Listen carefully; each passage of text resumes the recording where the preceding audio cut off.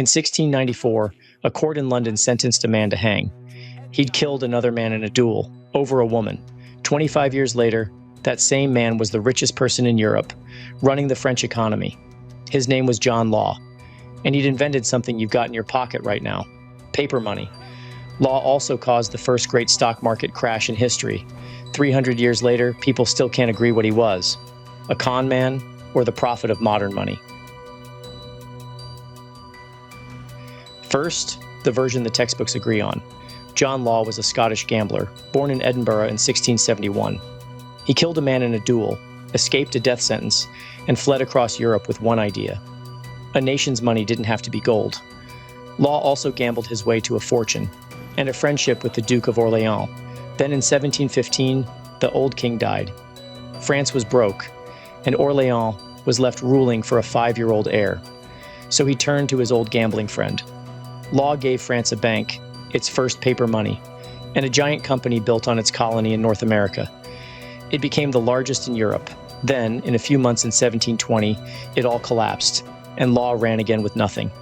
That's the textbook version. It skips everything that makes the story worth telling. John Law wasn't a banker, he was a gambler. In Europe's gambling houses, he worked out the odds in his head faster than anyone at the table. In 1694, that caught up with him. He killed a man named Edward Wilson in a duel, and a London court sentenced him to death. But Law didn't hang. He broke out of prison. How? Nobody knows. But he vanished onto the continent. For 20 years, he drifted from city to city, studying banks and sharpening one idea: gold and silver, he decided, weren't really wealth. Real wealth was a country's land, its trade, and the people who worked it. Gold was just a token for it. And if gold could be a token, so could paper. You could even print paper freely and wake a dead economy back up. Most rulers thought he was mad. One was willing to bet a kingdom on him. That one ruler was the Duke of Orleans. The year was 1716. Law opened a bank in Paris and did something no French bank had done. He printed paper banknotes, and they worked. People trusted Law's paper more than the king's coins, because the king kept shaving the silver out of his. So Law went bigger. With the regent backing him, he took over a company. It held the trade monopoly on the Mississippi Valley, France's huge, barely governed claim in North America. The plan was simple and enormous. The company would swallow France's whole national debt. People handed over their near-worthless government bonds for shares in it, and the bank kept printing money to drive those shares higher.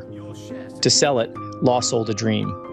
He pitched Louisiana as a land of gold and built a capital there in 1718.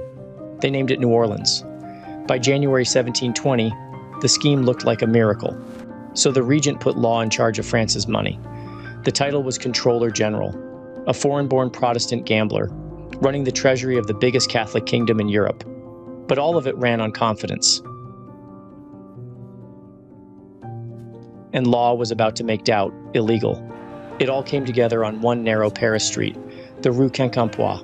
Crowds packed in to buy and sell shares in Law's company. In early 1719, a share cost about 500 livres. By December, it hit 10,000, some say higher. That's a jump of 1,900% in under a year. Fortunes got so big the language had no word for them. So one was coined, right there on that street: Millionaire. The stories are hard to pin down, but they say servants got richer than their masters. To force everyone onto his paper, Law banned people from holding more than 500 livres in gold. By spring 1720, his paper was worth twice all the coins in France. But paper only holds its value while people believe in it. And belief is a hard thing to print. The mania bred its own legends. There's the hunchback who supposedly rented out his back as a writing desk, so traders could sign contracts in the street. There's the coachman who got so rich he hired his own coachman and rode inside. But not everyone was fooled. A banker named Richard Cantillon decided the whole thing was doomed. He bet against the French currency and got his money out before the crash. And he was right to run. Across the channel, almost the same bubble was swelling in Britain. When both popped in 1720, English got a brand new word for it: a bubble. Even the name is a bit of a lie. At its peak, the Mississippi Company was really the Company of the Indies. And that Louisiana paradise? Mostly swamp. What people still argue about is what it all meant. But first, how it ended. And it ended fast. By early 1720, Law was trapped by his own machine. To keep the share price up, the bank had to keep printing money. But every new note made the others worth less, and prices across Paris climbed. So Law tried to slow the printing.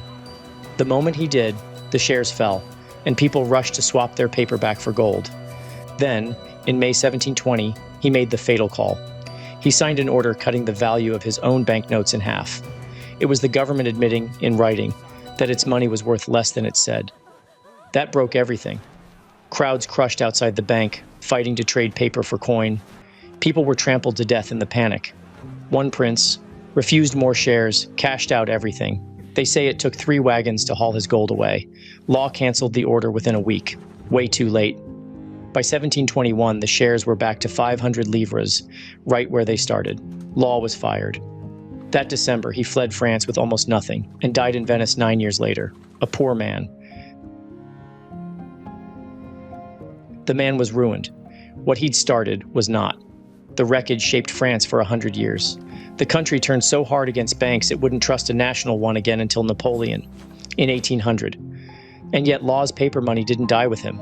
It's the basis of every banknote on Earth, including the one in your wallet. The debt for shares machine he built became the ancestor of the modern stock market. And every bubble since has run the script he wrote first. So which was he? It's an argument that's never been settled. It runs on 2 levels. The first is the narrow question. Why did the system actually fail? One camp says it was rotten from the start. You can't create real wealth just by printing paper. Sooner or later, it had to collapse. The other camp says the idea was sound, and the execution killed it. Law was pushed to print far more than he wanted, by a regent who treated the bank like a bottomless purse. His defenders say Law tried to stop, but stopping only crashed the price faster. A good experiment, they say, wrecked by greed and panic. The second argument is the bigger one. Was John Law a fraud or a genius? The case for fraud is simple. He paid old investors with money printed for new ones. That's the shape of every Ponzi scheme since. One historian just calls it a Louisiana Ponzi scheme, run by a convicted killer. But the case for genius is just as strong. Law wrote his theory of money down in 1705, years before he could test it. Joseph Schumpeter ranked him among the greatest monetary thinkers who ever lived, because Law understood something almost no one else did. Money is really just credit, and a whole economy can run on it. Karl Marx found the line that fits both. John Law, he said, was a pleasant mixture of swindler and prophet. So look at what John Law left behind. The richest man in Europe died a pauper in a foreign city.